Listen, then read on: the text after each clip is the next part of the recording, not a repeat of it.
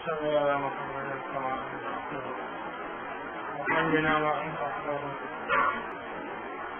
فاتحہ روزانہ پڑھتے ہیں جو حضرات نماز کی پابندی کرتے ہیں، اعمال کی پابندی کرتے ہیں، وہ روزانہ سورۃ فاتحہ پڑھتے ہیں۔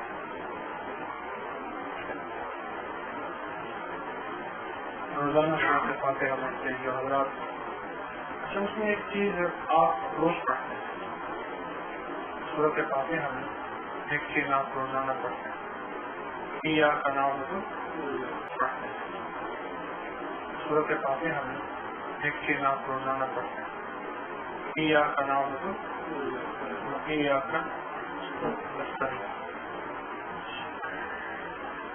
ایاک نعبد و ایاک نستعین۔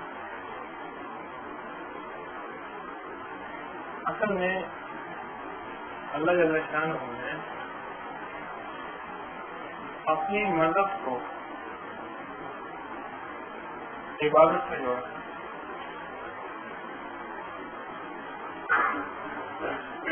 اللہ جل شانہ نے اپنی مدد کو اعمال سے جوڑا ہے، عبادات سے جوڑا ہے۔ ایاک نعبد عبادت، وإیاک نستعین استعانت مدد۔ آپ ساری دنیا کے اعمال لے لیں، نیکیاں لے لیں، لیکن اللہ پاک کی مدد کے بغیر کلمہ نصیب نہیں ہوتا۔ ساری دنیا کے اعمال، ساری دنیا کی نیکیاں مبارک ہیں اور ان کی کوشش لازم ہے، ضروری ہے،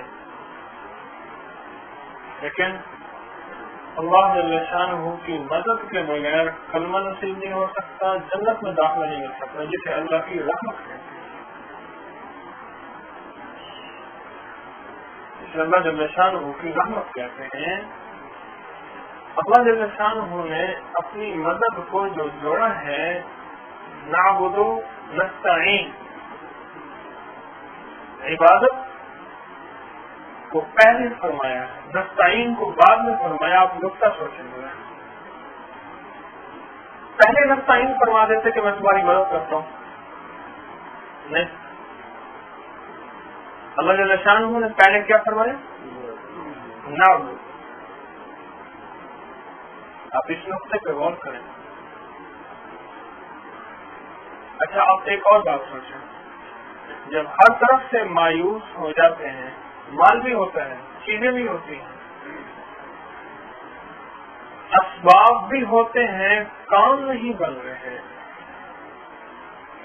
ہر طرف سے مایوس ہو جاتے ہیں، نڈھال ہو جاتے ہیں، پریشان ہو جاتے ہیں، پھر آخری راستہ عبادت کا، تسبیح کے نام پہ، نقل کے نام پہ، دعا کے نام پہ، صدقے کے نام پہ، خیرات کے نام پہ، کسی سے دعا کروانے کے نام پہ، آخری راستہ وہی ہوتا ہے۔ معلوم ہوا کہ اللہ کی مدد کے بغیر نہ منزل کسی کو ملی ہے نہ ملے گی، اور اللہ جل شانہ کی چاہت کے بغیر نہ کسی کو ملا ہے نہ ملے گا۔ یہ اللہ جل شانہ کا ایک فیصلہ ہے اور یہ حقیقت ہے۔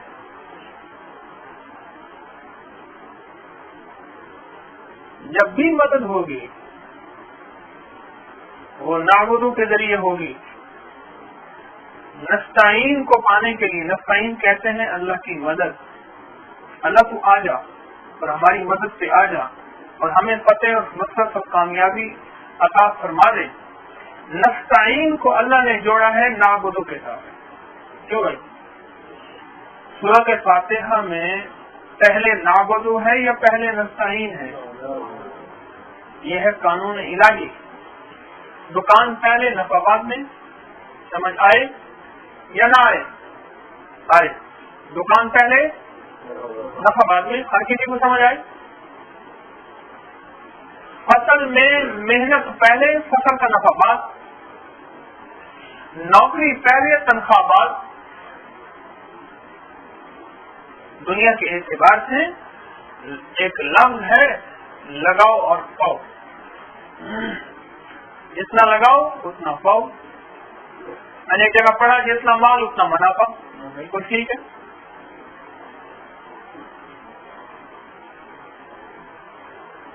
یہ ہے دنیا کا قانون.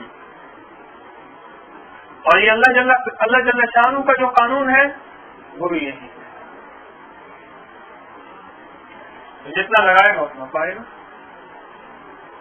اور یہ جتنی محنت کرے گا اور جتنی کوشش کرے گا اور جتنا اپنا دھیان اللہ کی ذات عالی کی طرف بڑھائے گا اتنا پائے گا.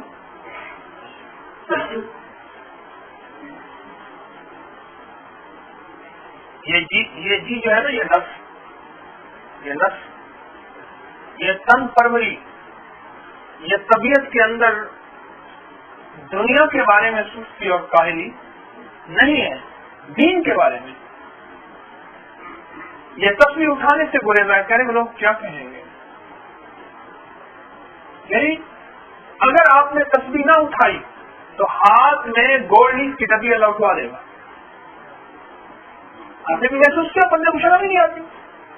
میں نے تو 20 آدمی کو دیکھا ساتھ سگریٹ کی ڈبی یا لائٹر، اور سگریٹ کی ڈبی یا لائٹر اور ایک ہاتھ میں موبائل. اس سے پہلے ایک ہاتھ ہوتا تھا دوسرا آدمی گیا.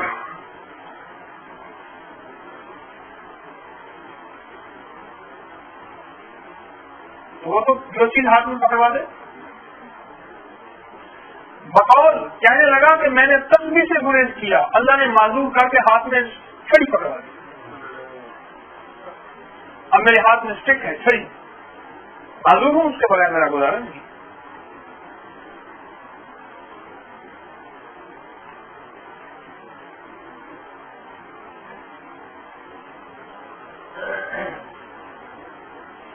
اگر آپ تصویر نہیں پکڑ سکتے، اللہ جل شانہ نے زبان کے ذکر کو ایک بہت بڑی تصویر دی ہے.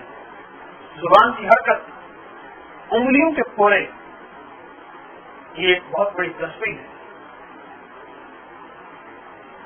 ہم سارے اللہ جل شانہ کی مدد کو پانا چاہتے ہیں، الجھے ہوئے، جکڑے ہوئے، پریشان، اور یہ سمجھتے ہیں کہ اللہ پاک کی مدد کے بغیر کوئی مدد ہو نہیں سکتی، اس کی مدد کے بغیر کوئی کام بن نہیں سکتا. اللہ پاک نے اپنی مدد کو عبادات کے ساتھ جوڑا ہے، اعمال کے ساتھ جوڑا ہے، اپنے نام کے ساتھ جوڑا ہے.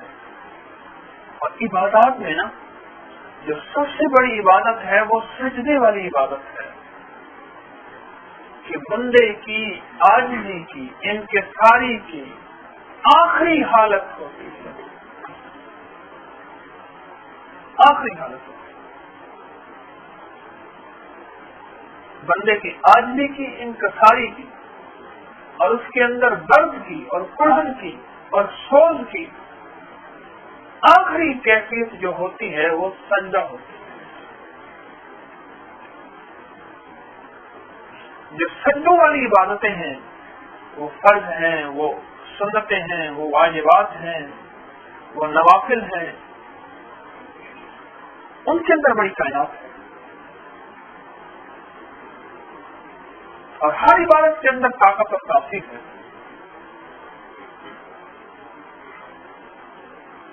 اللہ جل شانہ نے اپنی مدد کا وعدہ عبادت پہ رکھا ہے.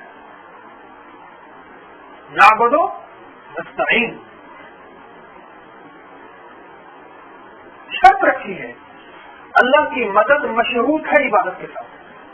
جیسے تو یہ کرے گا تو یہ ملے گا، یہ نہیں کرے گا نہیں ملے گا. ایسے ہی اللہ جل شانہ نے اپنی جو مدد رکھی ہے، اپنی جو مدد کے وعدے رکھے ہیں وہ رکھے ہیں عبادت کے ساتھ، اپنی ذات عالی کے ساتھ تعلق رکھنے میں، اپنی ذات عالی کی طرف گڑ گڑانے میں، بھکاری بننے میں، سائل بننے میں، محتاج بننے میں. یہ اللہ پاک نے اپنی مدد رکھی ہے. اب یہ فیصلہ ہو گیا, آپ کو یہ بات دل میں اتر گئی کہ اللہ پاک کی مدد کا وعدہ کس چیز کے ساتھ ہے؟ عبادات کے ساتھ. کہ ایاک نعبد پہلے آیا ہے, ایاک نستعین بعد میں آیا ہے. عبادت پہلے, نستعین یعنی مدد بعد میں. اللہ جل شانہ کی مدد کو پانے کے لیے, اللہ پاک کی مدد کو پانے کے لیے ایک چیز کی ضرورت ہے, وہ ہے عبادات. نماز کے ذریعے, تسبیح کے ذریعے, ذکر کے ذریعے, اعمال کے ذریعے, گڑ گڑانے کے ذریعے. اور جیسا کہ میں نے پہلے عرض کیا ہے کہ جب ہم مجبور ہوتے ہیں, پریشان ہوتے ہیں, ہمیں کوئی منزل نہیں ملتی, ہمیں کوئی راستہ نہیں ملتا, ہمارے سامنے سارے راستے بند ہو جاتے ہیں, پھر آخر اللہ پاک کی ذات عالی کی طرف کیوں کر متوجہ ہوتے ہیں کہ اللہ تو ہی کر دے, اور بے چین ہوتے ہیں. ہسپتالوں کے جو انتظار گاہیں ہوتی ہیں, میں نے یہ بات آغا ہسپتال میں دیکھی, جہاں مریضوں کے لواحقین بیٹھتے ہیں, وہاں ساتھ ایک کھانا پڑا ہوتا ہے, اس میں سورۃ یاسین, اس میں 5 سورہ, اور اس میں دعائیں, اور اس میں قرآن پاک. اور میں نے سورۃ یاسین اور یہ دعائیں اور قرآن پاک دیکھا تو میلے ہوئے پڑے تھے, جیسے آدمی ورق کھولتا ہے تو وہ صفحہ نشان پڑتا جاتا ہے. تو اندر بات آئی, لوگ پڑھتے ہیں اور یہاں آ کے پڑھتے ہیں. یہ ڈاکٹر کا ٹیکہ, ڈاکٹر کی ڈائریکٹ, یہ حکیم کی پوری, اس کی کیا حیثیت ہے؟ اس کی کیا حیثیت ہے؟ وہ تو ایک لقمہ جا کے حکم لیتا ہے. جب بندہ لقمہ کھاتا ہے, اللہ جل شانہ اسے حکم دیتا ہے, یا اللہ اس کے لیے شفا بن جاؤں یا بیماری بن جاؤں. اب میرا رب جو چاہتا ہے وہی ہوتا ہے. اللہ چاہتا ہے تو لقمہ شفا بن جاتا ہے, اللہ چاہتا ہے تو لقمہ بیماری بن جاتا ہے. دروازہ پیچھے ہو کے بیٹھا, دروازہ پورا نہیں کھول رہا تمہاری وجہ. جو رب چاہتا ہے وہ ہوتا ہے. اور یہ جو دوا اندر جاتی ہے, یہ اس کے حکم سے بغیر جاتی ہے, تو اس کے حکم سے بغیر تاثیر ہوتی ہے. پہلی دوا کا ریئیکشن ہو گیا. دوا کا ریئیکشن کہاں ہوا؟ وہ تو شفا کے لیے لگائی تھی, انجیکشن, ٹیکا. اس نے کہا جی وہ بس وہیں وہ ٹیکا لگایا, اس کا یہ ہو گیا, اور وہیں موت واقع ہو گئی, یا یہ بیماری ہو گئی. تو فیصلہ اسی کا تھا, اوپر سے فیصلہ اسی کا تھا. تو وہاں یہ اعمال زیادہ کیے جاتے ہیں ہسپتالوں میں. جب مجبور ہوتا ہے بندہ, پھر عبادت پہ آتا ہے. ایک صاحب کہنے لگے کہ میری بہو کی جو ہے وہ زچگی کا معاملہ تھا, میں نے صاحب کو مسجد ڈھونڈی, وہ لے گئے, میں مسجد میں چلا گیا, میں نفل پڑھے, سورۃ یاسین پڑھی, میں نے کہا اللہ کو کرم کر. ان کی بات سن کے سوچنے لگا کہ وہ جو زچگی کے لیے جس سینٹر میں لے گئے تھے وہاں تو بڑی جدید مشینیں ہیں, اور یہ مالدار آدمی ہیں, اور کسی بھی چیز کی دوا کی ضرورت پڑے تو کوئی مسئلہ نہیں ہے. آخر یہ کیوں؟ پھر آخر کار اللہ جل شانہ کی طرف متوجہ ہوئے, معلوم ہوا راستہ کھولنے والا وہی ہے, وہ راستے بند کر دے بچہ باہر آنے.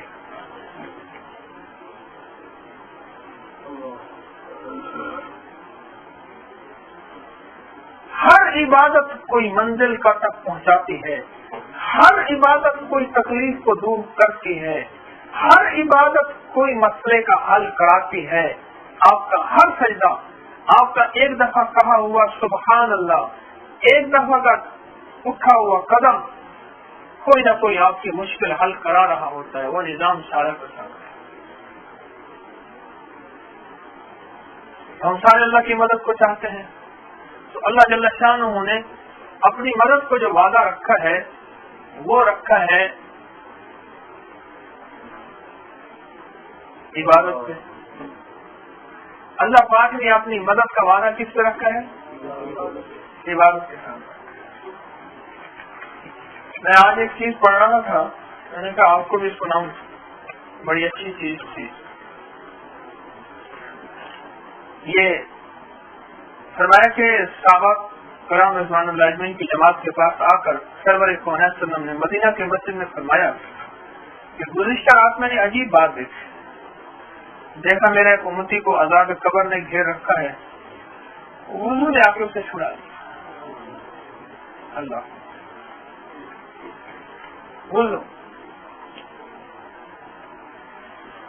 یہ وضو تو دنیا میں بھی چھڑوائے گا. مسائل سے، مشکلات سے، پریشانیوں سے جو شخص باوضو رہنے کا اہتمام کر لے اپنی برکتوں کے خزانے دے کے آتے ہیں نہیں آتے. وسعتوں کے خزانے، برکتوں کے خزانے. کہ یا رسول اللہ صلی اللہ علیہ وسلم ایک صحابی نے عرض کیا یا رسول اللہ صلی اللہ علیہ وسلم کہ بے برکتی ہے، فقر و فاقہ ہے، گھر میں تنگ دستی ہے. سرور کونین صلی اللہ علیہ وسلم نے فرمایا مفہوم ہے کہ ہر وقت باوضو رہا کر. اب وضو کا روٹی سے کیا تعلق بظاہر آپ یہ فرماتے کہ وہی فلاں زمین کے ٹکڑے کو آباد کر لے، فلاں کاروبار کر لے، مشورہ کو کاروباری مشورہ دیتے. آپ نے تو فرمایا کہ ہر وقت باوضو رہا کر.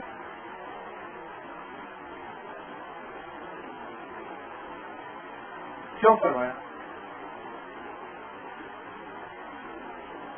اب سنو پھر وہی بات آ گئی. سرور کونین صلی اللہ علیہ وسلم اس بندے کی اللہ سے مدد کرانا چاہتے تھے. اب نستعین کو جوڑا نعبدو کے ساتھ، اسے عبادت بتا دی. وضو ایک عبادت ہے یا نہیں ہے؟ بلکہ وضو عبادت سے پہلی عبادت ہے، بلکہ وضو عبادت کی تیاری ہے. اور یاد رکھنا جو عبادت کی تیاری ہوتی ہے اور جس سے آدمی عبادت کے لیے تیار ہوتا ہے وہ بہت قیمتی چیز ہوتی ہے. ایک اللہ والے کہنے لگے صبح اٹھتا ہوں نا میں ایک چائے کی پیالی پی لیتا ہوں تو اس سے طبیعت میری حساس ہو جاتی ہے. پھر میں اٹھ کے نوافل، اذکار، تسبیحات، تہجد یہ پڑھتا ہوں. تو وضو اور پھر اس نے وضو کیا اور وضو کا اہتمام کیا اور ایک وقت آیا کہ عرض کیا یا رسول اللہ صلی اللہ علیہ وسلم مطلب اللہ پاک جل شانہ نے اتنا عطا فرمایا کہ اب تو پڑوسیوں کو بھی دے کے کھاتا.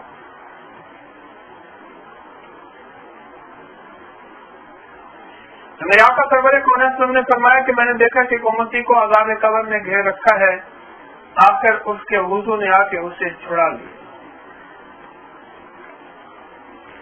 وضو دنیا میں بھی کام دیتا ہے، یہ وضو آخرت میں کام دے گا. مومن کا کوئی ایک عمل، مومن کی کوئی ایک عبادت نہ دنیا میں نفع سے خالی ہے نہ آخرت میں نفع سے خالی ہے. اور جو صحت کے اعتبار سے اگر میڈیکلی وضو کے فائدے بیان کریں تو وہ سر عجیب و غریب میں تو بیان نہیں کرتا، حالانکہ میرا شعبہ یہی ہے، اس میں کچھ لکھا ہے میں نے پڑھا ہے. اس میں جو آپ سائنسی فائدے بیان کریں بڑے حیرت انگیز اور عجیب و غریب ہیں. ساری سائنس دیوانہ ہو رہی ہے کہ اسلام کے احکامات جو ہیں ان کے اندر کوئی حقائق ہیں، حقیقتیں ہیں. ایک ہمارے پروفیسر وہ کہنے لگے میں بیرون ملک سفر کر رہا تھا، ایک جگہ ہم نماز کا وقت آیا تو ہم نے وضو جو ہے ہم کرنے لگے.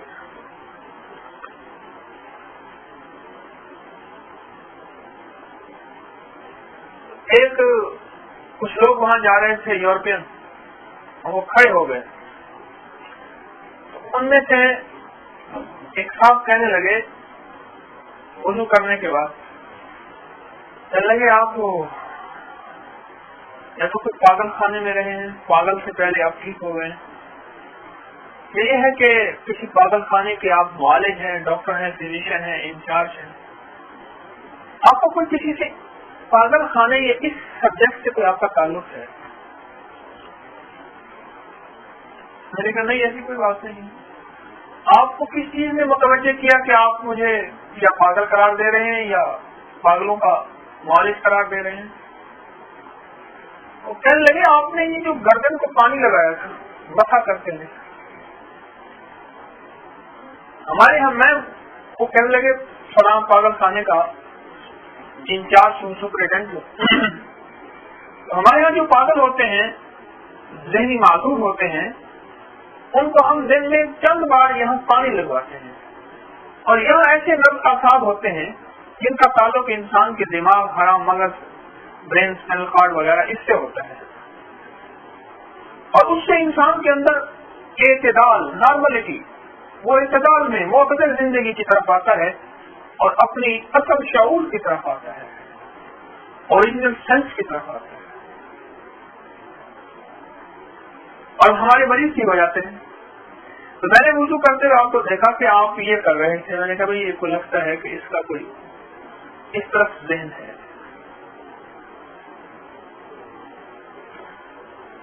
ایک ایک اسلام کا ایک ایک رکن اگر اس کو عقل کی نظر سے دیکھا جائے یا سائنس کی نظر سے دیکھا جائے، اس کے اندر حقیقت ہی حقیقت ہے، اس کے اندر حقیقت ہی حقیقت ہے. پانی کے چند قطرے تو لگتے ہیں یہ ایسے وہ بسا کرتے ہوئے، کیوں یہ گردن کا چند قطرے ہی لگتے ہیں، اور وہ چند قطرے کتنا کچھ دیتے ہیں اور کیا نفع دیتے ہیں. تو ہمارا وضو روزی بھی دیتا ہے، ہمارا وضو صحت بھی دیتا ہے، اور ہمارا وضو آخرت کے عذاب کو بھی چلواتا ہے، اور کتنی برکتیں عطا فرماتا ہے. ایک صاحب کہنے لگے میں گھر میں جاتا ہوں تو گھر میں جاتے ہی مجھے غصہ آ جاتا ہے. تو دیکھا جب تو گھر میں داخل ہوا کر پہلے وضو کیا کر، بعد سے پھر گھر میں داخل ہوا کر. اس کے بعد وہ آئے تو انہوں نے کہا بڑا فرق ہے، مجھے بہت فرق ہے. پوچھا کہ آپ نے کیا بتایا سر اس کا؟ انہوں نے کہا غصہ ہائی بلڈ پریشر کا علاج ہے، وضو ہائی بلڈ پریشر کا علاج ہے. وہ ایک سائنس کے پروفیسر سے کہنے لگے کہ ہائی بلڈ پریشر والے مریض کو اچھی طرح پہلے اس کا بلڈ پریشر چیک کرو، پھر اس کو وضو کراؤ. آپ نے حدیث میں نہیں پڑھا جس کو غصہ زیادہ ہے اس وقت یا اپنی کیسٹ بدل دے یا فوراً وضو کرے. ہمارے ایک دوست ہیں وہ ہر بات پہ غصہ کر کے سب کسی کے ساتھ مال پڑائی کر کے پتہ تو ہے میں بلڈ پریشر کا مریض ہوں، پتہ تو ہے آپ کو. یہ انہوں نے ڈھال بنائی ہوئی سارا کچھ کر کے وہ کہتے ہیں پتہ تو ہے بلڈ پریشر کا مریض. اور دوسرا بندہ کہنے لگے جی مجھے آج پتہ چلا کہ آپ کا بلڈ پریشر بھی موقع دیکھ کے آئی ہوتا ہے. ہر کسی بھی آئی نہیں ہوتا، موقع دیکھ کے آئی ہوتا. ایک صاحب میرے پاس آئے کہنے لگے کہ وہ جب اس کا دوسرا بھائی بیٹھا ہوتا ہے، رشید بیٹھا ہوتا ہے تو میں نہیں آتا، سعید بیٹھا ہوتا جاتا ہوں. میں نے کہا کیوں؟ کہنے لگے بس وہ اس کا مزاج ہی ایسا ہے. پھر خود ہی کہنے لگے ایک پروفیسر تھے ہمارے دوست، ان کے بچے کو تکلیف تھی، بیمار تھا بیچارہ. پرنسپل سے کہنے لگے کہ مجھے ذرا چھٹی دے دیں، میں نے ڈاکٹر کے پاس بچے کو لے جانا ہے. پرنسپل صاحب ان سے بہت ناراض ہوئے، بہت برسے اور بہت زیادہ سخت ناراض ہوئے. بیچارہ چلا گیا، چھٹی نہ ملی. اس نے جا کے پرنسپل صاحب سے بھی بڑے افسر تھے، کوئی تعلیم کے ڈائریکٹر تھے، ان کو ٹیلیفون کیا، ان سے کوئی تعلق تھا کہ آپ ذرا میری طرف سے درخواست کر دیں کہ پرنسپل صاحب مجھے تھوڑی دیر کے لیے چھٹی دے دیں، میں نے اپنے بچے کو ڈاکٹر کے پاس لے جانا ہے. انہوں نے ٹیلی فون کیا، وہ ٹیلی فون پہ انہوں نے سر سر کہا اور اس کے بعد انہیں بلوا لیا اور لہجے میں بہت زیادہ تبدیلی. تو کہنے لگے کہ آپ نے مجھے مجبوری کیوں نہیں بتائی؟ میں انہوں نے سر میں نے آپ کو مجبوری بتائی تھی، آپ کو انہوں نے مجھے پتا تھا آپ کو میں بلڈ پریشر کا مریض ہوں. انہوں نے سر مجھے آج پتا چلا کہ بلڈ پریشر آپ کا موقع دیکھ کے ہائی ہوتا ہے. وہ ڈائریکٹر نہ ہو، بلڈ پریشر کی گولی ہوئی.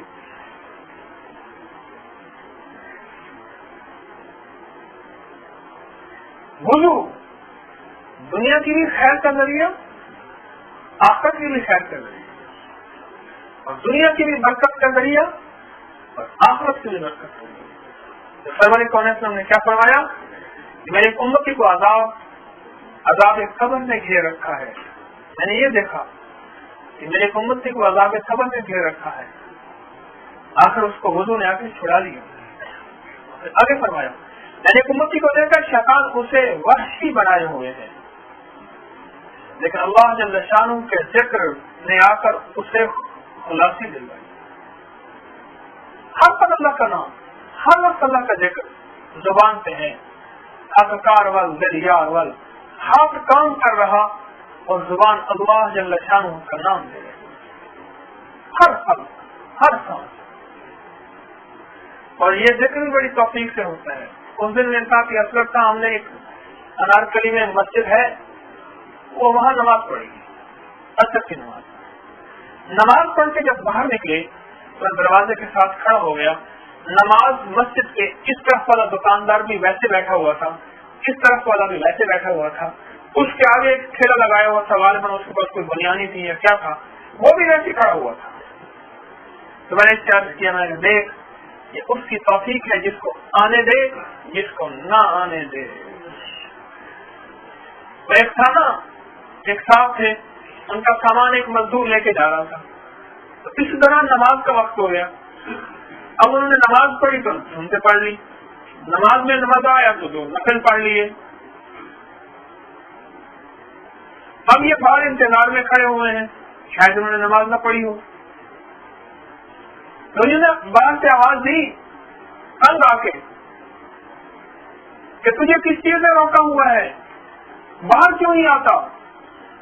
کہنے لگا جس چیز نے تجھے اندر آنے سے روکا ہوا ہے اسی چیز نے مجھے باہر آنے سے روکا. ہاں یہ تو توفیق ہے. ہم کیا جانے کہ اپنی مرضی سے مسجد میں داخل ہوتے ہیں. وہ تو مسجد کے دروازے میں بیٹھے وہ اندر نہ جانے دیں. دروازے میں ایک ادھر بیٹھا ہوا تھا، دکاندار ایک ادھر بیٹھا ہوا تھا اور سامنے ساتھ کھڑا ہوا تھا. مسجد میں نہیں گئے،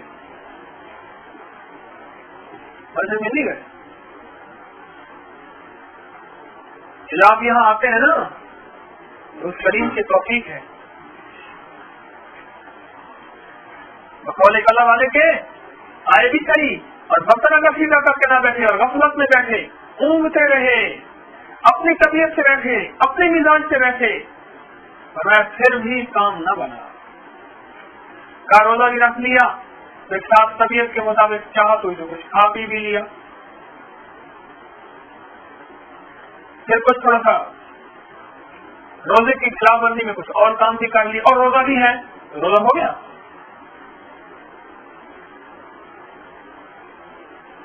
حرم میں جو ہے نا وہ موبائل بج رہا تھا، اس نے موبائل نکالا، انہوں نے کہا بعد سلا، پھر بند کر کے رکھ دیا. موبائل نکالا، اس کو آن کیا، آن کر کے کہنے لگا بعد سلا اور بند کر کے رکھ دیا.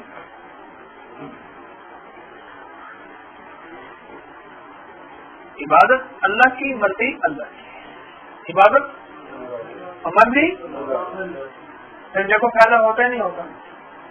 دوا حکیم کی، ڈاکٹر کی اور مرضی اپنی، پھر کیا فائدہ نہیں ہوتا. گاڑی انجینئر کی اور مرضی اپنی، وہ کہتے ہیں یہ گیئر آگے لگانا ہے، تو پیچھے لگاتا ہے، وہ کہتے ہیں پیچھے جا رہی ہے، تو نے کہا تو آگے دوڑے گی. اور میں کہا اس کو اس طرح بدل دے، آگے دوڑتی نہیں دوڑتی. تو میں کہتے گاڑی چلتی نہیں، میں 10 لاکھ 20 لاکھ روپے لگا کے آیا ہوں، گاڑی نہیں چلتی. اس نے کہا تو نے 50 روپے کا پیٹرول اس میں ڈالا نہ، انہوں نے کہا ڈال کے پھر چلتی نہیں چلتی. زندگی کا نظام کی گاڑی کیوں نہیں چل رہی؟ اس کے اندر ذکر کا پیٹرول نہیں ہے. شیطان نے اسے وحشی بنایا. سرور کونین نے فرمایا شیطان نے اسے وحشی بنایا اور پھر کس چیز نے آ کے اسے خلاصی دلوائی؟ اللہ جل شانہ کے ذکر میں. اللہ جل شانہ کے ذکر. آج میرے پاس ٹیلی فون آیا ہے کہ امریکہ سے، کہنے لگا وہ فلاں صاحب آپ کے پاس آ رہے ہیں. میں نے کہا نہیں، اس کا تو کام بن گیا. کہنے لگے جب پریشان تھے میرے پاس بھی دن میں 2 3 4 دفعہ ٹیلی فون کرتے تھے. اب وہ میرے پاس بھی اس دن کے بعد کوئی ٹیلی فون نہیں کیا. میں نے کہا اللہ سے کام ہو گیا، اب اللہ کی کیا ضرورت ہے؟ میں نے کہا پہلے مجھے ٹیلی فون کرتے تھے اور باوجود رش کے کال مل جایا کرتے تھے. تو صبح کالوں کا ذرا رش ہوتا ہے اچھا خاصا, کال مل جایا کرتے تھے, اب کال نہیں ملتے. بندہ کتنا غافل ہے. میرا رب کریم ہی کر کے رحم کر کے باوجود ساری خطاؤں کے اپنا کرم کر کے کہتا ہے جا میرے بندے تیرا کام میں نے بنا دیا ہے, پھر بندہ بھول جاتا ہے. میں آپ کو اس لیے اکثر ایک بات درس میں عرض کیا کرتا ہوں, جس پہ مشکل ہے اور اس کا کام مشکل حل نہیں ہو رہی اور اس کا کام نہیں بن رہا, تو کہے کہ رب کریم مجھے اپنے قریب کچھ اور کرنا چاہتے ہیں. ہاں اگر وہ اعمال میں ہے, اگر اعمال میں نہیں ہے اور دور ہے تو سمجھ لے کہ رب ناراض زیادہ ہے, دروازہ بھی نہیں کھٹکھٹانے دیتا. رب کریم کوئی اور زیادہ ناراض ہے, دروازہ بھی کھٹکھٹانے نہیں دیتا. یاد رکھنا. اور جس کو دروازہ کھٹکھٹانے کی توفیق مل گئی ہے, یعنی دعا, تسبیح, نماز, ذکر کریم سے مانگنا, جس کو یہ توفیق مل گئی ہے, سمجھ لے کریم کرم کر دے گا. دروازے تک لایا ہے کھول بھی دے گا, دروازے تک لایا ہے کھول بھی دے گا, کھول بھی دے گا.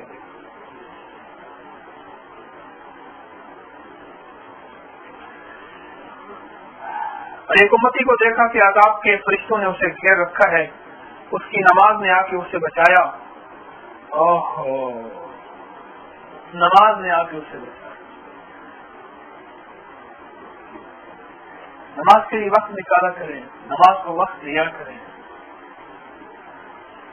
زندگی کی تصویر ٹوٹنے والی ہے, یہ دانے ایک دوسرے کے ساتھ جڑے ہوئے ہیں اور یہ ٹوٹے گی تو بکھر جائے گی, جب بکھرے گی تو کچھ ہاتھ نہیں آئے گا, سب کچھ ختم ہو جائے گا.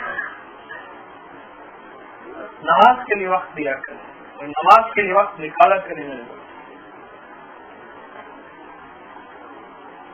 اور ایک امتی کو دیکھا کہ پیاس کے مارے ہلاک ہو رہا ہے, جب حوض پر جاتا ہے دھکے لگتے ہیں. اس کا روزہ آیا, اس نے اسے پانی پلایا اور آسودہ کر دیا. اوہو, کوئی عمل خیر سے خالی نہیں. ان روزوں کی قیمت کا اس دن پتہ چلے گا کہ ان روزوں کی کیا قیمت تھی. رمضان المبارک کے روزوں کی اور نفل روزوں کی. ارے یہاں تو ایک داڑھ کا درد بھی کام آئے گا, ایک داڑھ کا درد بھی کام آئے گا, اور مریض کے اندر کی نکلی ہوئی ہائے ہائے یہ بھی کام آئے گا.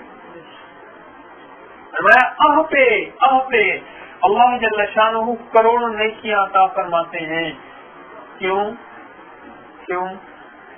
بچہ آہ کر رہا ہو, ماں مزے کی نیند سو رہی ہو. کہیں سنیے یہ کہانی نہیں. بچہ آہ کر رہا ہے, غم میں, درد میں, پریشانی میں تڑپ رہا ہے اور اس کی آہیں نکل رہی ہیں اور اماں سکون کی نیند سوئی ہوئی ہے. کیا ممکن ہے؟ اور وہ 70 ماؤں سے زیادہ کرم کرنے والا اور 70 ماؤں سے زیادہ محبت کرنے والا اور 70 ماؤں سے زیادہ محبت کی نگاہ سے دیکھنے والا, اس وہ ایک آنکھ سے کتنا عطا فرمائے گا. سوچو تو صحیح, تو آہ کر کے دیکھ تو صحیح. اصل میں ہماری جو دعا ہے اس میں آہ نہیں, ہمارا جو مانگنا ہے اس میں آہ نہیں ہے. مجھے پیچھے لوگوں نے کہا کہ جب ہم نے مانگا تھا نا فیصلہ ہو گیا تھا, اور جب فیصلہ ہو گیا پھر ہم مطمئن ہو گئے, پھر آپ نے کہا اس ذکر کو جاری رکھیں. اب وہ ذکر نہیں رہا جو پہلا فرد والا تھا, غم والا تھا, طلب والا تھا اور بے چینی والا تھا. اب وہ کیفیت نہیں رہی. اور ہمیشہ جو چیز فیصلے کرواتی ہے اور ہمیشہ جو چیز اللہ جل شانہ سے منواتی ہے, میری بات یاد رکھیے گا اللہ والو, اور اس پہ توجہ دے ذرا. ہمیشہ جو چیز منواتی ہے وہ تڑپ منواتی ہے, وہ بے چینی منواتی ہے. ایک بات ایک اللہ والی کی میں اکثر عطیہ کرتا ہوں, دعا الفاظ کا نام نہیں، کیفیات کا نام ہے. یہ بات میری یاد رکھیے گا. دعا الفاظ کا نام نہیں. مظلوم کے پاس کون سے الفاظ ہوتے ہیں؟ کوئی خاص اسم اعظم اس نے یاد کیا ہوا اپنے مظلوم نے؟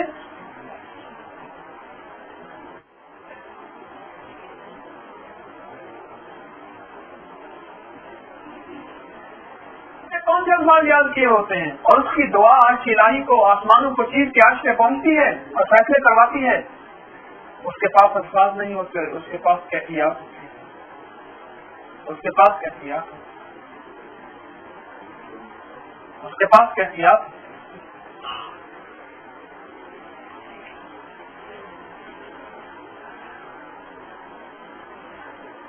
اور آپ صلی اللہ علیہ وسلم نے فرمایا، ایک امتی کو دیکھا کہ انبیاء حلقے باندھ باندھ کر بیٹھے ہیں، وہ جس حلقے میں بیٹھنا چاہتا ہے وہاں والے اسے اٹھا دیتے ہیں، ہٹا دیتے ہیں، نہیں بیٹھنے دیتے. پھر اسی وقت اس کا غسل جنابت آیا، اس کا ہاتھ پکڑ کر میرے ساتھ بٹھا دیا. پاکی، پاکیزگی، طہارت میرے کریم کو بڑی پسند ہے. اور ایک ضمن بات عرض کرتا چلوں بھائی، دیکھو آپ ساری دنیا کے پانی اپنے سر پہ بہا لو، پاک نہیں ہو گئے. دیکھو بات سنو، جس کا حکم ہے پاک ہونے کا، پاک کرنا، پاک ہونے کا، جس نے حکم دیا ہے پاک ہونے کا، پاک ہونے کا طریقہ اس سے بھی پوچھو. ساری دنیا کے پانی، ساری دنیا کے سمندر دریا بہا لو، پاک نہیں ہو گے. میرے آقا سرور کونین صلی اللہ علیہ وسلم کی چوکٹ پہ جائیں اور سرور کونین صلی اللہ علیہ وسلم کے حکم کو دیکھیں، ایک بالٹی پانی سے پاک ہو جاؤ. غسل کے 3 فرض ہیں، غسل کی 5 سنتیں ہیں. میں آپ کو صرف 3 فرض عرض کرتا ہوں. یہ 3 فرض اگر پورے ہو گئے اور پانی 3 فرض پورے کر کے اگر غسل کیا تو پاک ہو جائیں گے. اگر 3 فرض پورے کر کے نہ کیا اور غسل بھی تو کبھی پانی بہایا کبھی پاک نہیں ہو. میری ان باتوں کو یاد رکھیے گا. غسل کے 3 فرض ہیں.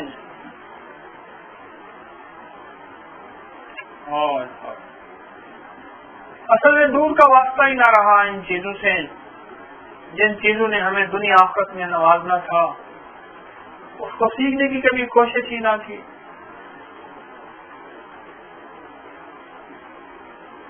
میں نے پوچھا، موبائل پہ بات کر رہا تھا، میں نے کہا سورت الکوثر آتی ہے، چلے گا آپ بتائیں، کوئی بات نہیں میں یاد کر لوں گا. سمتی کو جس کے سینوں میں قرآن ہوتے تھے، جن کے سینوں کے قرآن پڑھ پڑھ کے فرشتے بھی لہراتے تھے، اور جن کے سینوں کے اندر سے نکلنے والے قرآن سے جنات اتنا والہانہ کہ ایک کونے سے آواز آئی کہ مزید بند کرو، اب تو اس کونے میں کئی جنات مر چکے ہیں، وہ قرآن کی طاقت کی تاب نہیں لا سکے. وہ امتی اتنا دور ہو گیا کہ سورت الکوثر اس کو یاد نہیں.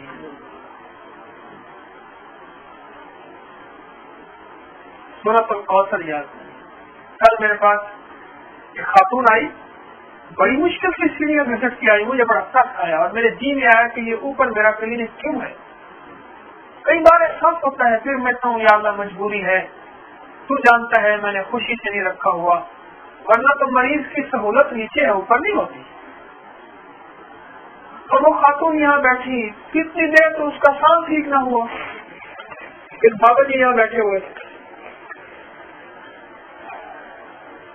اور پھر جس غم میں اس نے رونا شروع کیا، اوہو، کہتے ہیں نا ایسے روئی جیسے کوئی سانپ کا ڈسا روتا ہے، ایسے تڑپی جیسے کوئی سانپ کا ڈسا تڑپتا ہے، اور ایسے بل کھائے جیسے ناگن بل کھائے. کہ ہم کینیڈا میں شفٹ ہو گئے، میری ایک بیٹی کی شادی نہیں ہوئی، وہ بھی ہمارے ساتھ ہے. بیٹوں نے ہمارے ساتھ جو سلوک کیا اولاد نے، اور اپنی بہن کے ساتھ جو سلوک کرتے ہیں، اور ہمیں نکال دیا اور ہمارے ساتھ جو سلوک کیا اور اس سلوک کی جو کہانی سنا رہے تھے. سچی بات ہے غم زدہ بیٹھا ہوا تھا, میرے اندر غم بھی تھا, افسوس بھی تھا, اور کچھ ان حضرات پہ حیرت بھی تھی کہ کیوں روتے ہو, جو بویا تھا وہی کاٹ رہے ہو. تو پہلے دن بچے کو پوچھا میں انجینئر بنوں گا, میں ڈاکٹر بنوں گا, میں پائلٹ بنوں گا. میں ادھر اسکول میں گیا, ایک بچے سے پوچھا, اس نے کہا میں انجینئر بنوں گا, ایک نے کہا ڈاکٹر, ایک نے کہا میں پٹواری بنوں گا, ایک نے کہا میں فلاں بنوں گا. پھر اس نے پوچھا اس کے معاشرے میں جو بڑا ہوتا ہے اس تو وہی کہنا ہے میں آپ کو انجینئر, میں آپ کو ڈاکٹر, میں نے بھی تھوڑی سی سائنس پڑھی ہے. میں نہیں کہتا نہ بنے, میں کہتا ہوں ضرور بنے اور بننا چاہیے. میں سائنس کی تعلیم کے خلاف نہیں ہوں, میں اس کو لازم قرار دیتا ہوں, لیکن اللہ والا بھی بننا چاہیے.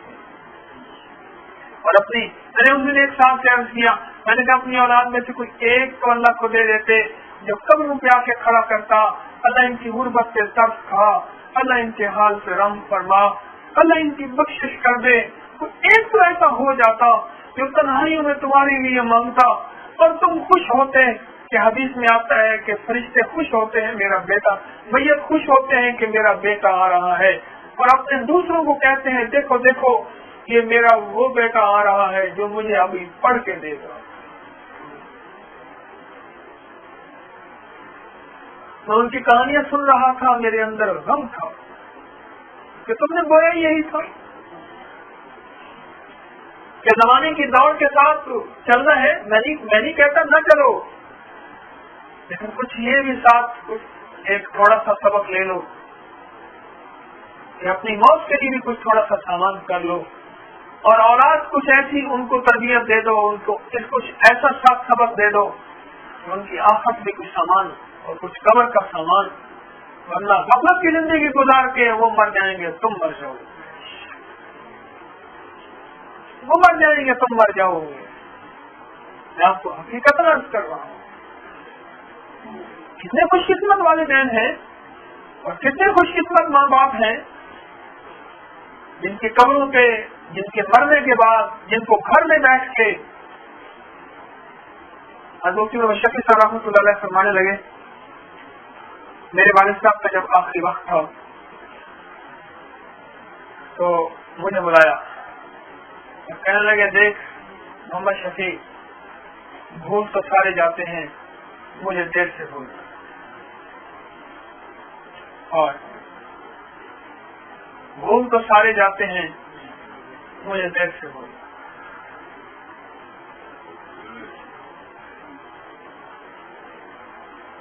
اور ایک اور اللہ والے فرمانے لگے کہ آخری وقت کی وصیتیں کبھی دل سے نہیں اترا کرتے, ان کے لیے کاغذ قلم نہیں ہوتے, جو آخری وقت کے چند لفظ ہوتے ہیں وہ لفظ دل پہ نقش آتے ہیں.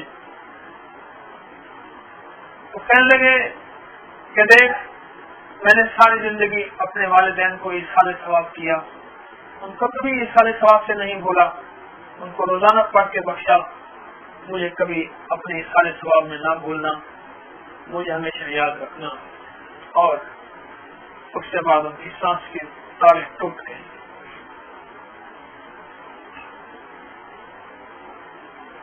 میں ایک حکیم صاحب کی خدمت میں جاتا تھا, بڑے اللہ والے تھے. ان کی اہلیہ کو میں نے جب بھی جا کے دیکھا آنکھیں کمزور ہو گئی تھی, عمر 80 سے زیادہ تھی تقریباً, یوں بالکل قریب رکھ کے قرآن پاک پڑھتی تھی. ان کی بیٹی ہماری استانی ہوتی تھی, ان سے ہم نے کچھ پڑھا تھوڑا سا. ان کے گھر چند بار جانا ہوا, بس ہر وقت وہ تخت کچھ بچھا ہوا ہوتا تھا برآمدے میں, وہ ہر وقت پڑھتی رہتی تھی. میں نے جب بھی دیکھا قرآن پڑھتے دیکھا, اور 150 رکعت نماز نفل روز پڑھتی تھی. میں ان کی خدمت میں, بڑے اللہ والے تھے وہ حکیم صاحب, ان کی خدمت میں جاتا تھا, بیٹھتا تھا. پھر ان کی میں نے مجالس بھی لکھی, مجھے کو روزانہ فرماتے تھے. ایک دفعہ مجھ سے کہا, کہنے لگے دیکھ طارق مجھ سے وعدہ کر, جب مجھے یاد کرے گا نا تو ایک دفعہ الحمد شریف اور 3 دفعہ قل هو اللہ پڑھ کے ضرور دے گا. مجھ سے وعدہ لیا. آپ خود سوچیں, انہوں نے مجھ سے وعدہ لیا. اب آپ سے بھی درخواست کروں گا دعا کے بعد آپ بھی میں بھی 1 دفعہ الحمد شریف اور 3 دفعہ قل هو اللہ ضرور پڑھ کے ان کو بخشنا. ان کا نام تھا وحید الدین، دلی کے تھے، بڑے اللہ والے تھے. ایک دفعہ دیکھا زاروں قطار رو رہے، زاروں قطار رو رہے. اگر کیا ہوا؟ آج میں تکبیر اولا فوت ہو.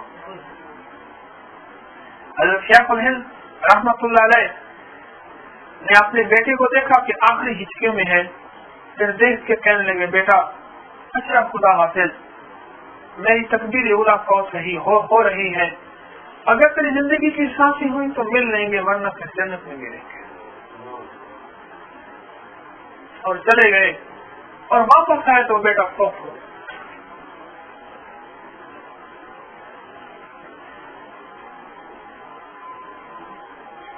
کوئی ایک اولاد تو ایسی ہو، کوئی ایک بیٹی بیٹا تو ایسا ہو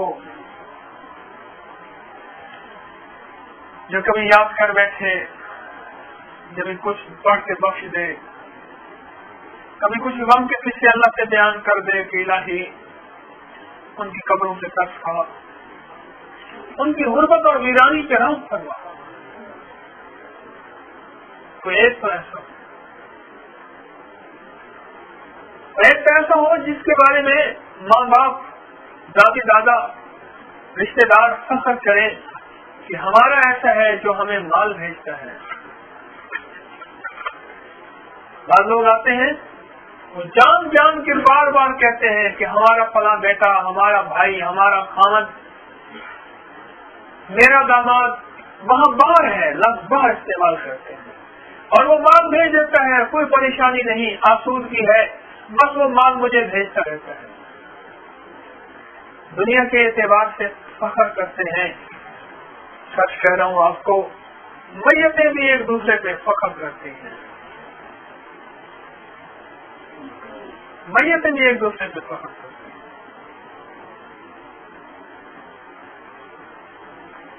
اور جب ہم میتیں بن جائیں گے نا تو یہ فقیر کی جو باتیں کہہ رہا ہوں یہ بعد میں سمجھ آئیں گی جب ہم خود میت ہو جائیں.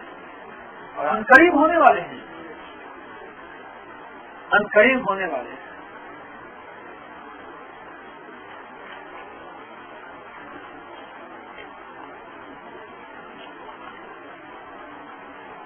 ایک امتی کو دیکھا کہ چاروں طرف سے اسے اندھیرے نے گھیرا ہوا ہے، اوپر نیچے سے بھی وہ اسی میں گھرا ہوا ہے. اس کا حج اور عمرہ آیا اور اسے اندھیرے سے نکال کر لے گیا. اور ایک امتی کو دیکھا کہ وہ مومنوں سے کلام کرنا چاہتا ہے لیکن اس کو بولنے نہیں دیا جاتا، اور اسی وقت صلہ رحمی آئی اور اعلان کیا اور اس سے بات چیت کرو. صلہ رحمی، جو تجھ سے توڑے تو اس سے جوڑ، جو تجھے محروم کرے اسے عطا کر. یہ صلہ رحمی اور اللہ کے لیے، اور اللہ کی رضا کے لیے، اور اللہ کی خوشنودی کے لیے، اللہ کی خوشنودی کے لیے. کہنے لگا عداوتیں بھری ہوئی ہیں. کہا دلوں میں عداوتیں بھری ہوئی ہیں. عداوتیں نہیں بھری ہوئی دلوں میں، ہاں بہت بھرے ہوئے ہیں. درگزر نہیں ہے، کسی کی خطاؤں پہ درگزر نہیں ہے، کسی کی غلطیوں پہ درگزر نہیں ہے. معاف کرنے کا، سہنے کا جذبہ ختم ہو گیا. گھر گھر جلا ہوا ہے، گھر گھر جلا ہوا ہے.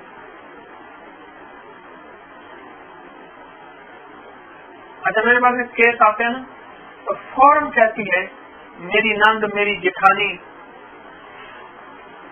یا میری وہ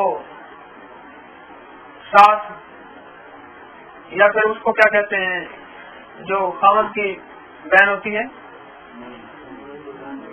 بس اور اس نے جادو کیا. اس بیچاری کو پتا ہو نہ ہو، بدگمانیاں، عداوتیں، کینہ گھروں کو جلا کے رکھ دیا. اتنی خوش قسمت ہے کہ بھابھی ہو، نند ہو، ساس ہو، ایک دوسرے کے ساتھ درگزر کر کے، ایک دوسرے کے ساتھ اچھا گمان کر کے زندگی گزارے. میں نے تو اس گھر کو دیکھا ہے، ان گھروں کی کہانیاں سنی ہیں جس گھر میں مرد کی 3 بیویاں رہتی ہیں یا 2 بہنیں رہتی ہیں، یا گھروں کے اندر ایک اجتماعی ماحول ہے، لیکن ایک دوسرے کے ساتھ درگزر کر کے چل رہے ہیں، صلہ رحمی کر رہے ہیں. صلہ رحمی کرنے سے روزی بڑھتی ہے، صلہ رحمی کرنے سے عمر بڑھتی ہے، صلہ رحمی کرنے سے بری موت سے اللہ بچا دیتا ہے، بری موت سے بچا دیتا ہے، اللہ بری موت سے بچا دیتا ہے، اللہ پاک بری موت سے بچا دیتا ہے. اور ایک امتی کو دیکھا اپنے منہ سے آگ کے شعلے ہٹانے کو ہاتھ بڑھا رہا ہے کہ آگ کے شعلے اس کی طرف بڑھ رہے ہیں. اتنے میں خیرات آئی، اس کے منہ پر پردہ اور اوٹ ہو گئی اور اس کے سر پہ سایہ بن گئی. صدقہ، یہ خیرات، یؤثرون علی انفسہم ولو کان بہم، صدقہ خیرات اللہ کے لیے، بس اللہ کے لیے. ایک ہاتھ نے دیا، دوسرے ہاتھ کو پتہ ہی نہیں چلا، دوسرے ہاتھ کو خبر ہی نہیں. دنیا میں بلائیں کرواتا ہے، آفتیں کرواتا ہے، پریشانیاں دور کراتا ہے. میں اگر سارے زکات دینے والے ہو جائیں اور سارے صدقات اور خیرات دینے والے ہو جائیں تو 80% جرائم ختم ہو جائیں.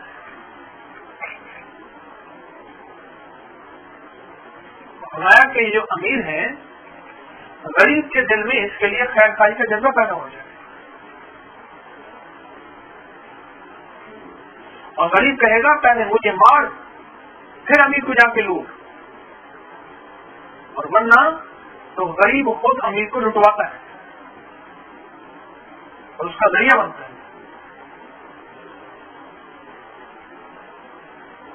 اور جب امیر غریب کی ضروریات کا خیال رکھے گا خود بخود اور ضروریات سے بن کے دے گا کہ تیرا گھر سجے، تیری بیوی سجے، تیرے بچے سجیں،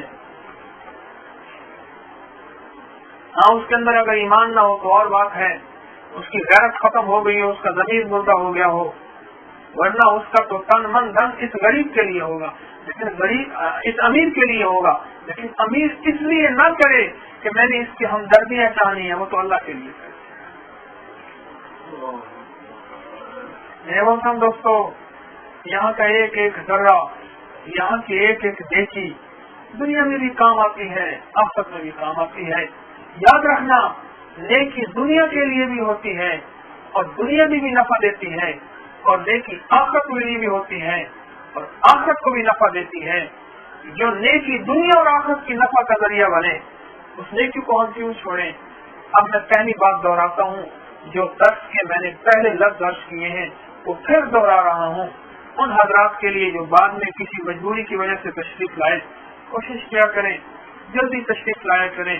مجھے اس بات کا احساس ہے آپ ٹریفک کے ہجوم کو چیرتے ہوئے، اپنی مجبوریوں سے جان چھڑاتے ہوئے اور اپنے جھنجھٹوں سے اور اپنی مشکلات سے نکلتے نکلتے آپ یہاں پہنچتے ہیں.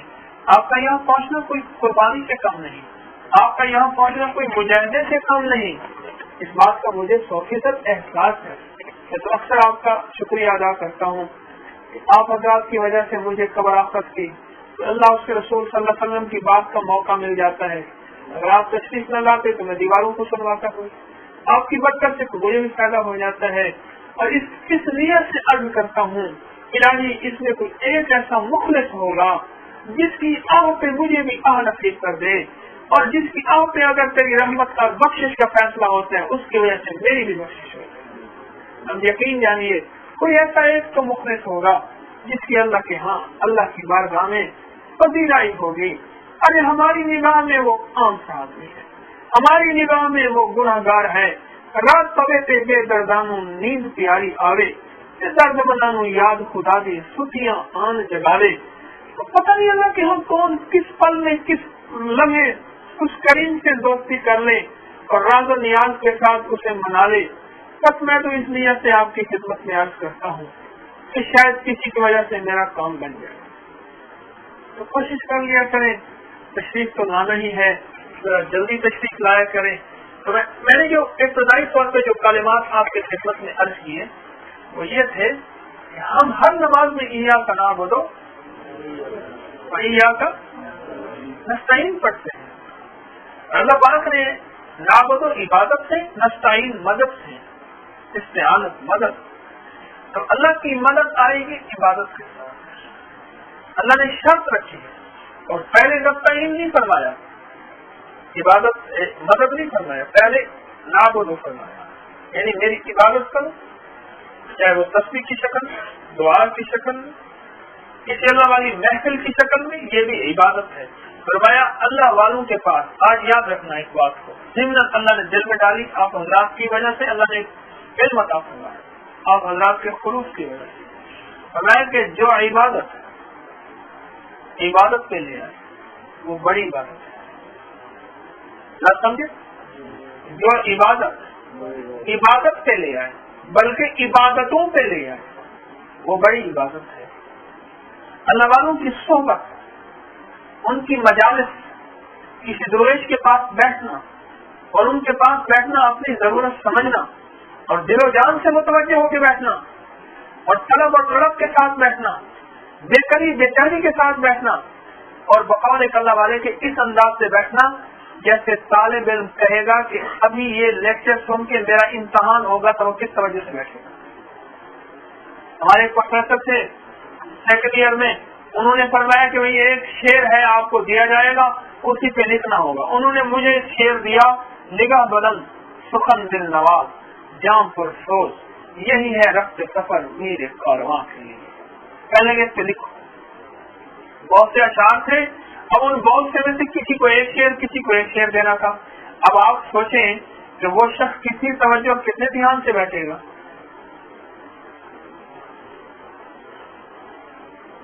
کس دھیان سے بیٹھے تو کیا کر رہا تھا؟ بڑی یہ عبادت جو ہے، یہ صحبت کی جو عبادت ہے، یہاں کی جو عبادت ہے، یہ بڑی عبادتوں کا ذریعہ بنتی ہے۔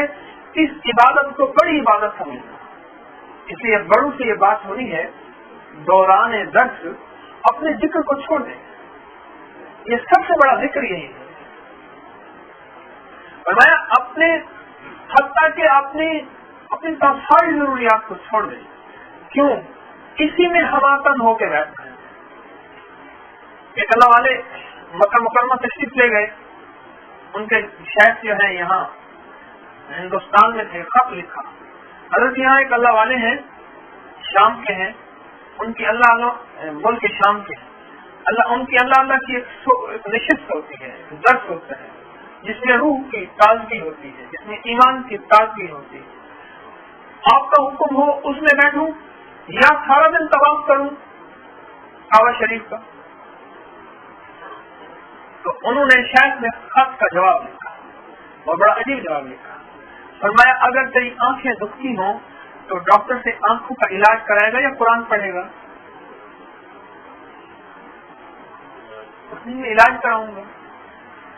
تو فرمایا ایک طواف کر لیا کر، باقی وقت ان کے پاس بیٹھا کر، وہ ایک طواف تجھے اللہ کے ہاں جو دلوائے گا وہ تجھے 100 طواف نہیں دلوا سکے۔ تو یہ جو میرے دوست کو بیٹھنا ہے اور یہاں جو حاضری ہے، یہ خود ایک بہت بڑی عبادت ہے۔ تو جو عمل عبادت پہ لائے وہ عمل عبادت ہے، جو عبادت عبادتوں پہ لائے وہ خود بڑی عبادت ہے۔ کہیں اس کو ہلکا نہ سمجھنا، کہیں اس کو ہلکا نہ سمجھنا اور کہیں اس کو خانہ پوری نہ سمجھنا۔ اور یہاں آپ کو عجیب بات بتاؤں، بعض اوقات کوئی بندہ کوئی درد والا کوئی رونے والا ایسا ہوتا ہے، اس کے درد اس کے غم پہ اللہ جل شانہ کی رحمت متوجہ ہوتی ہے، بہت زیادہ متوجہ ہوتی ہے۔ اور جو دل کی نظر رکھتے ہیں نا، چہرے کی نظر والے نہیں، جو دل کی نظر رکھتے ہیں وہ آنکھوں سے دیکھتے ہیں، اور اس کی وجہ سے پھر پورا مجمع بھی محروم نہیں رہتا۔ اللہ سب کو عطا کر دیتے ہیں۔ اور وہ حدیث مبارکہ ہے کہ یا رسول اللہ صلی اللہ علیہ وسلم، ایک بندہ تو صرف اپنے کام کی غرض سے اس تیرے نام کی مجلس میں آیا تھا، اللہ کے نام کی مجلس میں، آپ نے فرمایا مفہوم ہے، اللہ نے اس کو بھی ساتھ بخش دیا۔ جن کا قرب جو اللہ کی محبت کے لیے رکھے ہیں، آپ بے غرض لوگ ہیں، آپ کسی غرض کو لے کے نہیں آئے، آپ کے دل میں لواجہ اللہ بس اللہ تو مل جائے، اللہ تیرے حبیب صلی اللہ علیہ وسلم کا عشق مل جائے، کملی والے کا عشق، کملی والے کی محبت، تیرا نام مل جائے، اس نام سے بیٹھنے والے معلوم نہیں جاتے، اور پھر بیٹھ کے اللہ سے عرض کیا الہی تو خود تو فرماتا ہے میرے ساتھ جیسا گمان کرو ویسا معاملہ کروں گا، اللہ تجھے پانے کا گمان لائے ہیں اور اب تک تجھے پا نہیں سکے، ہمارے پانے میں کوتاہی ہے، تیرے آنے میں کوتاہی نہیں ہے، اب تو ہمارے دلوں میں آ جا، ہر تمنا دل سے رخصت ہو گئی، اب تو آ جا، اب تو خلوت ہو گئی۔ اللہ سے یہ گمان کیا جب تو کریم ہے، تو خود کو فرماتا ہے میرے بندو جیسے میرے ساتھ گمان کرو گے ویسے تمہارے ساتھ معاملہ کروں گا۔ اللہ تیرے ساتھ گمان اس بات کو کر رہے کہ تو مل جائے، تو آ جائے، یا اللہ تیری محبت کو لینے کے لیے ہم یہاں آتے ہیں، تھوڑے دکڑے دھوڑے کھانڑیاں، تیرے نام تو مفت کھانڑیاں، تیرے بہانے عظیم کھانڑیاں، تیرے در میں کتیاں نال ادب، ایک میں نقصی نت جان بلب، او خوش وسدا وچ ملک عرب، سمجھ آئی نہ آئی لیکن درد کی کہانی میں نے آپ کو بیان کر دی، پتہ نہیں آپ کو سمجھ آئی نہ آئی، اور دھکڑے دھوڑے کھانڑیاں، تیرے نام تو مفت کی کھانڑیاں، تیرے بہانے عظیم میں کھانڑیاں، تیرے درد کتیاں نال ادب۔ خواجہ غلام فرید رحمۃ اللہ علیہ نے میرے آقا کملی والے کی شان میں یہ بات کہی، کیا بیان کروں، دھکے لگتے ہیں مجھے ہر جگہ، ٹھوکریں لگتی ہیں، ٹھکرے دھوڑے کھانڑیاں، ہر جگہ دھکے ٹھوکریں، کبھی کوئی تانا دے رہا، کبھی کوئی باتیں کر رہا، کبھی کوئی کیا کر رہا، کبھی نفس اندر کا روک رہا، کبھی اندر کی خواہش روک رہی، کبھی دنیا کی مشکلات روک رہی، تھوڑے دھکڑے دھوڑے کھانڑیاں، تیرے نام تو مفت بھی کھانڑیاں، میرے تیرے نام پہ جو بک ہے بغیر قیمت کے بک گیا ہوں، جب تک بکے نہ تھے کوئی پوچھتا نہ تھا، تو نے خرید کر انمول کر دیا، اب تیرے نام پہ بک گئے ہیں، اب ہمارا منہ کون لگا سکتا ہے، تیرے نام تو مفت بھی کھانڑیاں، تیرے بہانے عظیم میں کھانڑیاں، تیرے غلاموں کا وہ غلام، بہانے کہتے ہیں غلام کو، تیرے غلاموں کا بھی غلام ہوں، تیرے بہانے عظیم میں کھانڑیاں، تیرے در دے کتیاں نال ادب، تیرے در کا کوئی کتا ہے نا تو میرے لیے وہ بھی قابل ادب ہے، قابل احترام ہے، میں مکھڑی نت جان بلب، میں ہر وقت جان بلب کہتے ہیں جس کی سانس آخری ٹوٹ رہی، میں مکھڑی نت جان بلب، میں ہر وقت بس تیری محبت میں تیری یاد میں نہ جیتا ہوں نہ مرتا ہوں، او خوش وسدا وچ ملک عرب، وہ عرب کے ملک میں خوش ہے میرا کملی والا، اور اس کا دیوانہ یہاں پریشان ہے۔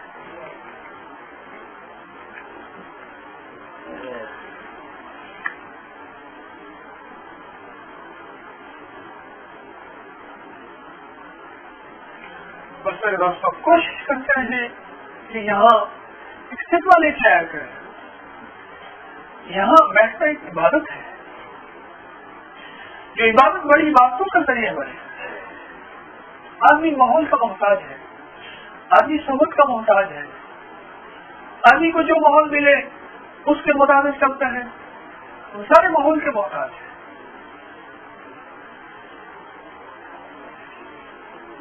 ہم سارے ماحول کے محتاج ہیں، تو اس کو آنا اپنے لیے سعادت سمجھے۔ شیطان بعض اوقات ایسی ایسی چیزیں دکھاتا ہے، کہتے ہیں یہ ایسے ہے، اس کو رکوا دیتا ہے، نہیں میرے دوستوں خیال کرنا، چور آتا ہی نہیں ہے جہاں مال ہو، ارے تم یہاں کی صحبت میں صرف بیٹھ کے مالدار ہو گئے ہو، تو یہاں پتہ نہیں تیرے دائیں کونے پہ، تیرے بائیں کونے پہ، تیرے آگے پیچھے کوئی اللہ کا ولی بیٹھا ہو، تجھے کیا پتا؟ تیرے سامنے، تیرے آگے، تیرے پیچھے، تیرے دائیں کوئی اللہ کا نیک درویش بیٹھا ہو جو اللہ سے قسم کھا دے تو اللہ کوئی کر دے، تجھے کیا پتا؟ تجھے کیا خبر؟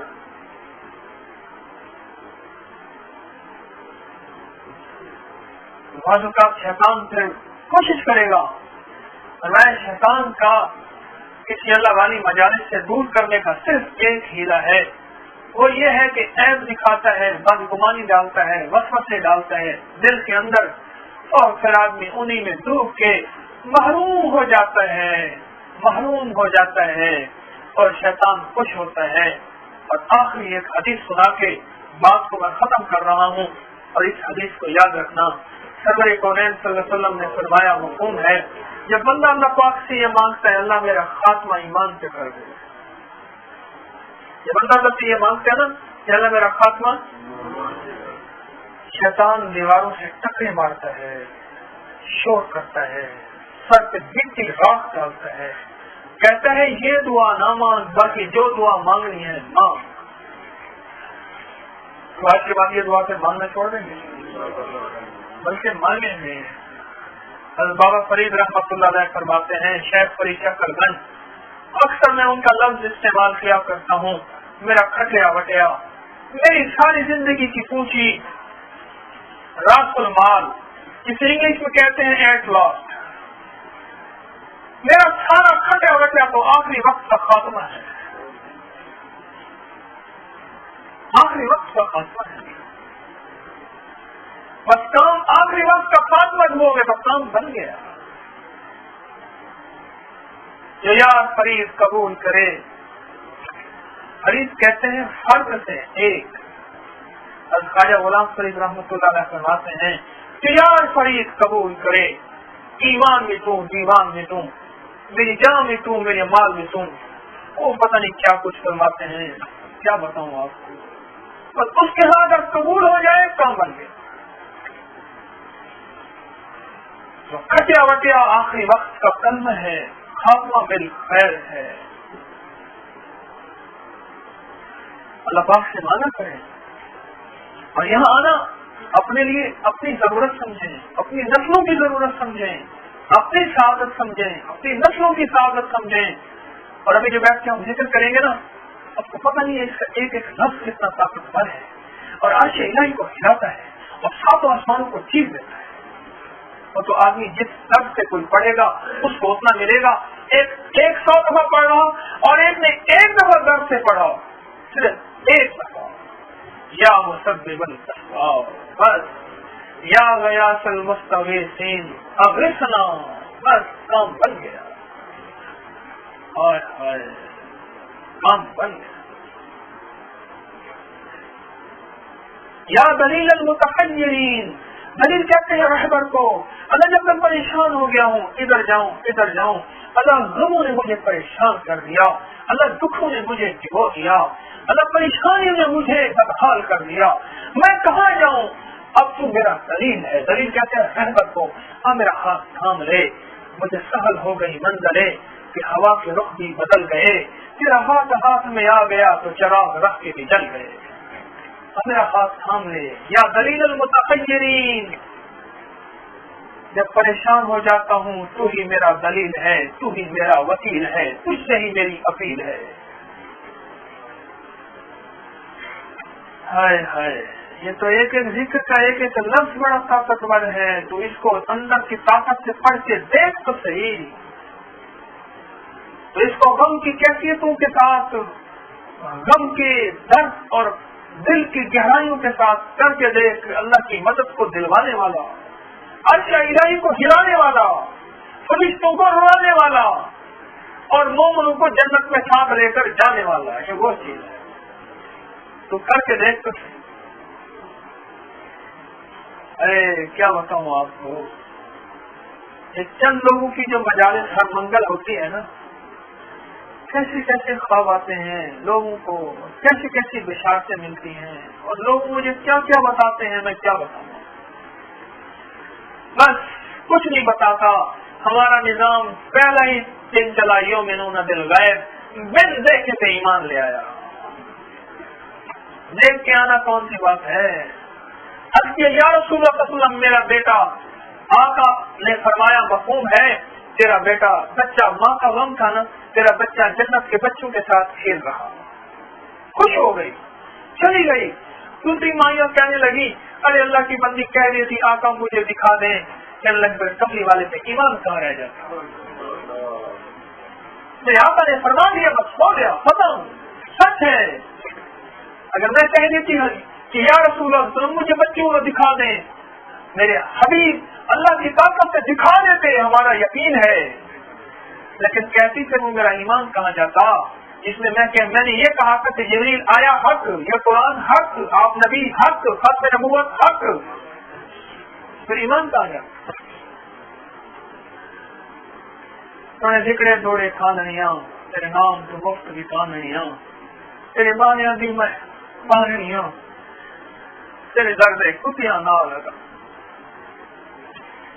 ایک میں مکری نت جان بلب او خوش وسدا وچ ملک عرب. اور